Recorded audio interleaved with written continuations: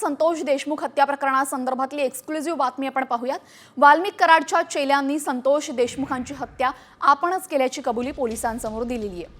पोलिसांनी त्याला आवादा कंपनीच्या मॅनेजरकडनं खंडणी मागतानाचे व्हिडिओ दाखवल्यावर घुले अगदी पोपटासारखा बोलायला लागला। सूत्रांच्या माहितीनुसार सुदर्शन घुले, जयराम चाटे आणि महेश केदार यांनी पोलीस चौकशी दरम्यान आपल्या गुन्ह्याची कबुली दिली। दरम्यान सुदर्शन घुलेनं पोलिसांना हत्येमागील कारण आणि घटनाक्रम सांगितल्याचं समजतंय। त्यामुळे आता बीडचा आका वाल्मिक कराडचा पाय आणखीन खोल्यात गेल्याची चर्चा रंगलेली आहे।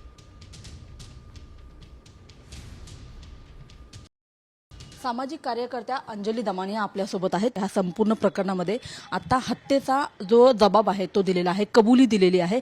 तुम्ही कसं बघता झालेल्या ह्या संपूर्ण घटनेकडे? आता मला फक्त एकच कन्सर्न आहे की अजूनपर्यंत सुदर्शन घुले कॉमस्कोर नुसार आता isakal.com आहे देशातील नंबर 1 ची मराठी न्यूज वेबसाईट। प्रत्येक अपडेटसाठी isakal.com ला नक्की भेट द्या।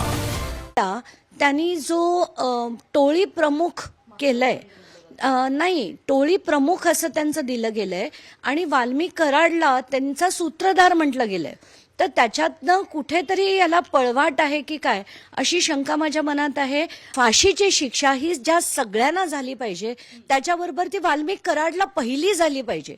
म्हणून मी म्हणते की वाल्मिक कराडचं नाव हे पहिलं आलं पाहिजे, कारण त्याच्याच सांगण्यावरनं त्याच्याच डोक्यानी ह्या सगळ्या गोष्टी झाल्या होत्या। या